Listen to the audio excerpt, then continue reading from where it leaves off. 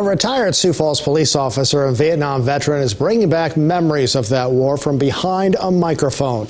In tonight's Positively KELOLAND, Perry Groten listens in on this former Air Force disc jockey who's now spinning records and war stories for local audiences. That's right, Tom. Well, you may be familiar with the Robin Williams movie, Good Morning Vietnam. It was based upon the real-life story of a popular Air Force radio announcer who broadcast from a studio in Saigon.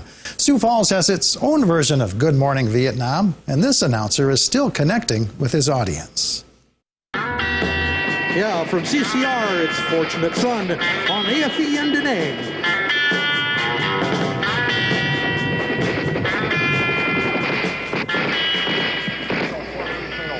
Dave Rowe is a one-man golden oldies radio station. Good evening, this is Air Force Sergeant Dave Rowe, and you're listening to Night Beat on AFE and Da Nang. Rowe recreates the radio show he hosted as a young Air Force sergeant stationed in Vietnam when he volunteered for the American Forces Vietnam Network.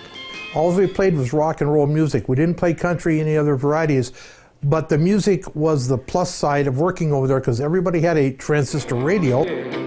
Decades later, Rowe is dusting off his records and turntable for local veterans groups. I got interest back in this probably about 6 years ago when the miniature Vietnam Wall came to Sioux Falls, and I was asked if I would come out and recreate my Vietnam radio show during that time. Rowe and other armed forces disc jockeys had a loyal following during the war. That was the only thing that reminded us of home. I mean, you know, the songs, the current songs. And he says, yes, I remember being on a Huey helicopter listening to my transistor Now, radio. Rowe provides a voice to veterans who still aren't willing to discuss their time in Vietnam. A lot of us Vietnam vets didn't talk much, and there's still that. I think that happened in World War II. It probably happened at all the wars. While many veterans may want to forget their time in Vietnam, Rowe says it's important to preserve the memories, good and bad.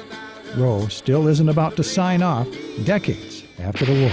We just found the music was a very positive glue that helped everybody get through the time because nobody wanted to be there. We didn't want to be there any more than anybody else did. We were there, we had to make the best of it and get through, so we did.